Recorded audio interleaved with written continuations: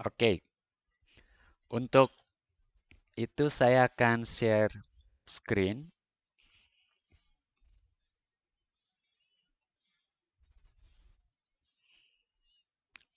Apakah sudah bisa dilihat? Sudah ya? Oke.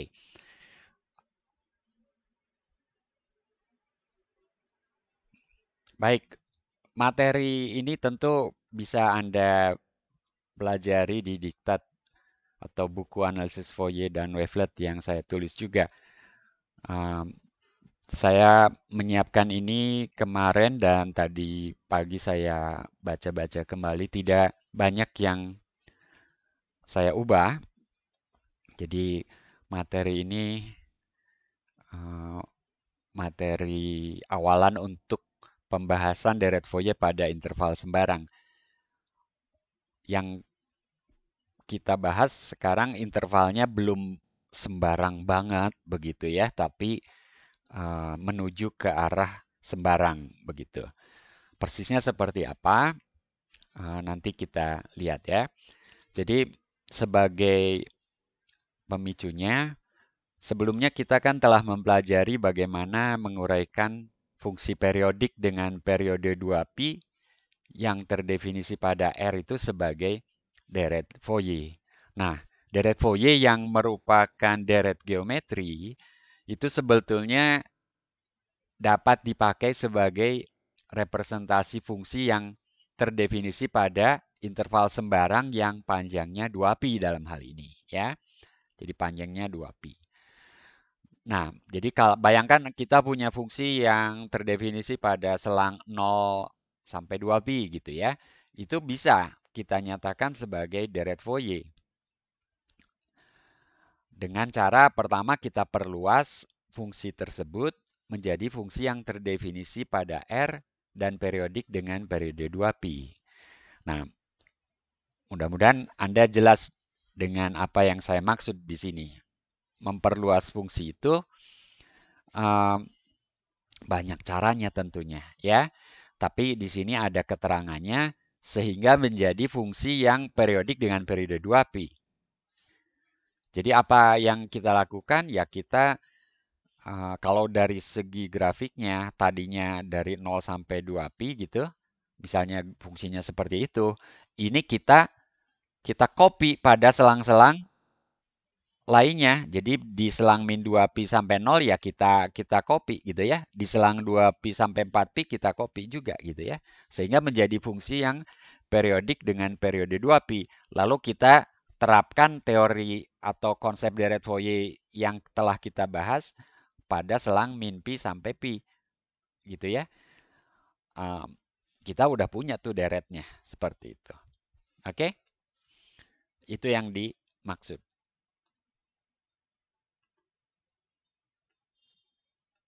Nah, berikutnya gimana? Ya, berikutnya kita ingin membahas deret Fourier dari fungsi yang didefinisikan pada interval sembarang sebagaimana judul bab ini. Tapi kita mulainya dengan fungsi yang terdefinisi pada awalnya hanya pada selang 0pi. Oke? Nah, untuk fungsi yang terdefinisi pada selang 0pi, pertama kita perluas fungsinya terlebih dahulu sehingga menjadi fungsi yang terdefinisi pada interval min pi, pi. Jadi terdefinisi pada interval min pi, pi gitu ya. Setelah itu kita perluas lagi menjadi fungsi yang terdefinisi pada R dan fungsinya merupakan fungsi periodik dengan periode 2pi. Ya, dari situ kita peroleh deret Fourier-nya. Jadi itu yang kita lakukan. Kita perluas F pada min pi, pi dan cara memperluasnya dalam hal ini tidak sembarangan, bukan mengopi persis seperti tadi ya. Jadi bukan mengopi persis nilai F pada 0pi, kita copy pada min pi, 0 gitu. Tidak persis seperti itu. Ada dua cara yang biasanya dilakukan, yaitu dengan membuatnya menjadi fungsi genap atau fungsi ganjil. Nah, apa itu perluasan genap? Jadi perluasan genap dalam hal ini diperoleh dengan pertama mendefinisikan ini. Ya, mendefinisikan ini. Oh ya, saya harus menyampaikan ketika kita memperluas sebuah fungsi, maka fungsi yang dihasilkan adalah fungsi baru gitu ya. Yang notasinya tentunya harusnya dibedakan dengan fungsi semula. Jadi kalau fungsi semula F, perluasannya mungkin F bintang, F besar. Tapi untuk perluasan genap ya kita pakai notasi ini, F genap gitu ya. Jadi F genap ini sama dengan, oke. Satu lagi komentar saya, ini tidak akan saya ulang lagi ya berikutnya. Ketika kita memperluas sebuah fungsi, maka nilai semula dipertahankan. Oke, jadi nilai semula dipertahankan. Nanti ada gambarnya di sebelah sebetulnya. Tapi untuk memperjelas apa yang saya ucapkan sekarang, jadi nilai semula ini misalnya seperti itu dipertahankan. Lalu perluasannya itu adalah pada,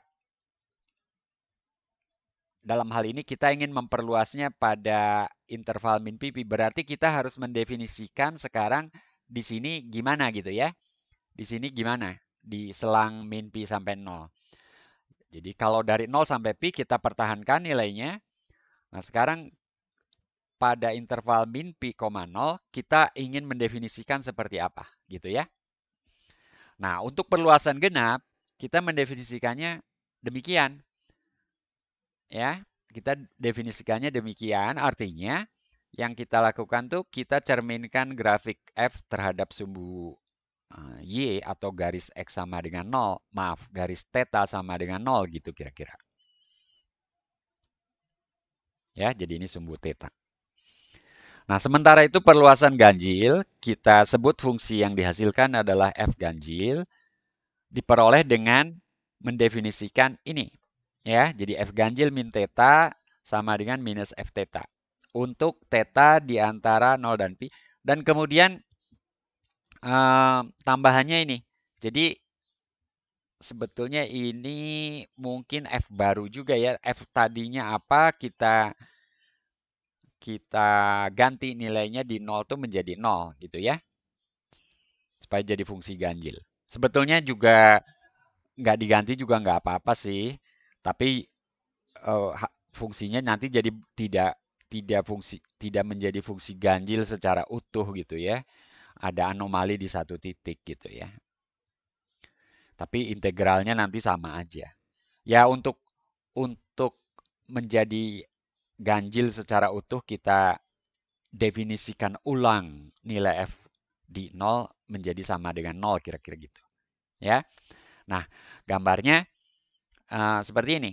Misalkan F-nya tadinya seperti itu, maka untuk fungsi ganjil, sekarang fungsi ganjil disebut terlebih dahulu. Grafiknya jadi seperti ini, dengan F0 dipaksa jadi 0 gitu ya. Oke? Saya beri titik merah di situ, mungkin saya ganti warnanya. Oke. Nah, kalau untuk fungsi genap, hasilnya jadi seperti itu. Nah, ya yang berwarna biru tebal ini yang kita punya semula. Jadi perluasan ganjilnya yang berwarna biru tua ini ya, bukan biru tebal, maaf, biru tua. Di sini juga yang biru tua. Lalu yang lainnya ini apa? Yang lainnya ini kemudian kita perluas lagi pada R. Perluasan pada R. Ya. Jadi setelah diperluas menjadi fungsi ganjil atau fungsi genap, kemudian kita perluas pada seluruh R. Jadi semula ini dari 0 sampai pi, ini 0. Sekarang ini min pi, ini tadi 0, min pi. Gitu ya. Jadi setelah kita punya fungsi pada min pi, pi, pada interval min pi, pi, maka kita perluas lagi menjadi fungsi periodik dengan periode 2pi yang terdefinisi pada seluruh R. Nah, kemudian kita punya deret Fourier-nya. Apa keuntungan menggunakan perluasan genap atau perluasan ganjil pada perhitungan deret Fourier? Keuntungannya nanti deret Fourier-nya menjadi lebih sederhana. Untuk fungsi genap, untuk perluasan genap, koefisien sinusnya akan sama dengan 0. Sementara untuk perluasan ganjil, koefisien kosinusnya akan sama dengan 0. Kenapa demikian? Karena fungsi sinus adalah fungsi ganjil. Ketika dikalikan dengan fungsi genap, hasilnya fungsi ganjil ya. Berbeda dengan bilangan ya. Fungsi genap kali fungsi ganjil sama dengan fungsi ganjil. Jadi koefisien sinusnya akan sama dengan 0. Ketika kita menghitung integral dari min pi sampai pi, f genap theta kali sinus n theta itu akan sama dengan 0. Nah, untuk perluasan ganjil, koefisien kosinusnya akan sama dengan 0 karena fungsi kosinus merupakan fungsi genap. Ya. Nasibnya seperti tadi, fungsi ganjil kali fungsi genap sama dengan fungsi ganjil, jadi diintegralkan pada selang yang simetris, hasilnya akan sama dengan 0. Jadi deret Fourier untuk perluasan genap hanya melibatkan fungsi kosinus, sementara deret Fourier untuk perluasan ganjil hanya melibatkan fungsi sinus. Ada pertanyaan sampai di situ?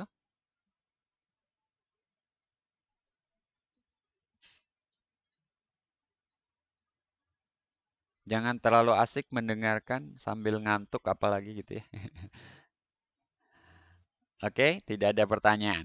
Nah, dengan simetri, perhitungan koefisien tak nolnya juga akan menjadi lebih mudah. Jadi yang perluasan genap, kita hanya tinggal menghitung Bn. Jadi sini Bn sama dengan 1/2 pi kali integral itu gitu ya. Ini akan sama dengan 2 kali integral dari 0 sampai pi f theta cos n theta d theta. Untuk perluasan ganjil, demikian juga, jadi 2 kali. Nah, ketika selang pengintegralannya itu menjadi 0 pi, maka fungsi perluasan genap itu kembali menjadi f kan? Karena kita dalam konsep memperluas fungsi, kita mempertahankan nilai fungsi semula pada interval itu ya. Oke? Demikian juga di sini. F ganjil itu sama dengan F pada. Jadi pada akhirnya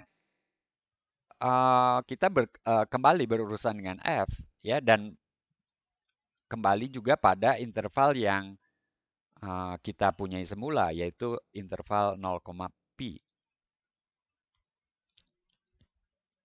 Oke, tentu saja untuk Bn atau An kita bagi dengan 2pi ya nilai koefisiennya.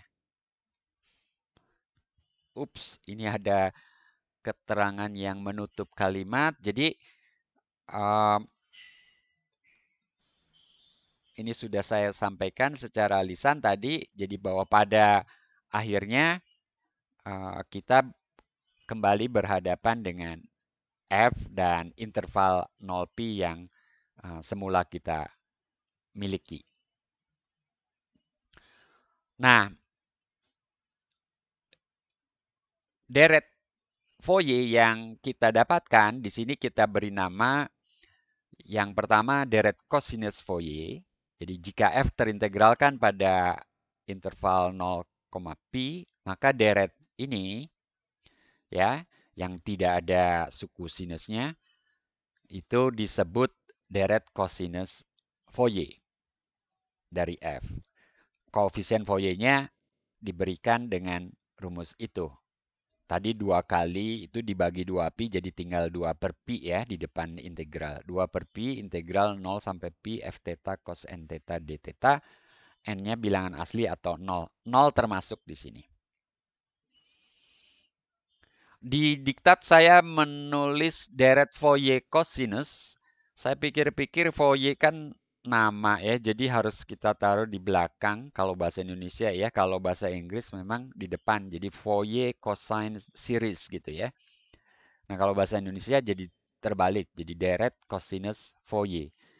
Di diktat saya menulisnya deret Fourier cosinus, kayaknya agak kurang pas ya, jadi Fourier-nya nyelip di tengah. Jadi saya taruh di belakang di sini. Kalau tidak disebut Fourier-nya, maka ini adalah deret cosinus gitu ya. Deret fungsi cosinus. Jadi kita sematkan nama Fourier pada deret cosinus itu. Jadi deret cosinus Fourier. Saya kira ini yang tepat urutannya. Demikian pula kita mempunyai deret sinus Fourier ya, yang berbentuk deret Bn sin n theta, n dari 1 sampai tak terhingga. Di sini n sama dengan 0 tidak ikut ya, karena B0 sama dengan 0. Atau tidak dihitung sejak awal, jadi tidak ada ya.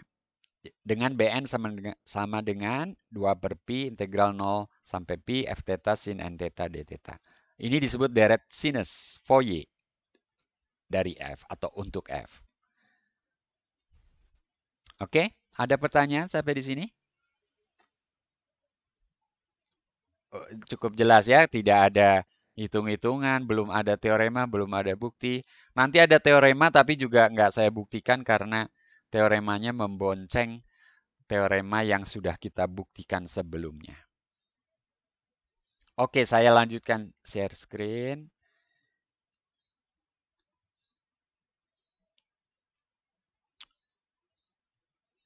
Nah, ini teorema yang kita miliki untuk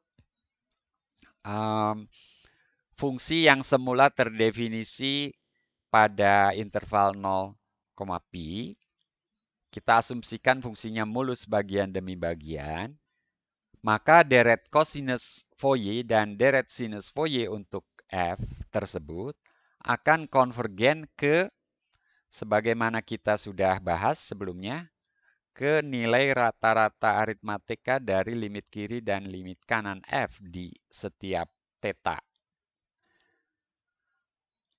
Di setiap theta, anggota interval buka 0, pi di sini.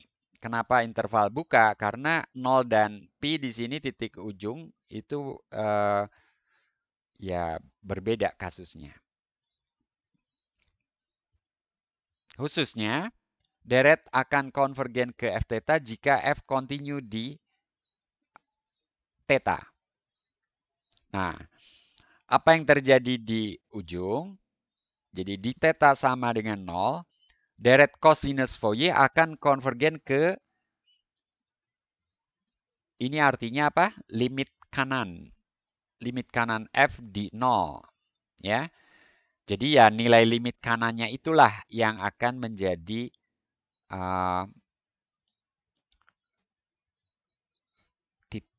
limit dari deret itu atau jumlah dari deret cosinus itu. Kenapa demikian? Bukankah harusnya sama dengan F0? Di sini kan gambar ini cuma ilustrasi ya. Jadi nilai di 0 sendiri sebetulnya bisa aja sesuatu yang lain. Misalnya bisa aja nilai di 0 tuh di atas gitu ya, sama dengan 10 kayak atau sama dengan berapa gitu ya.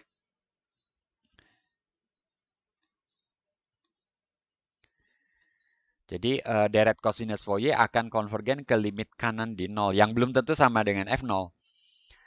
Sementara di theta sama dengan pi akan konvergennya ke nilai limit kiri F di P.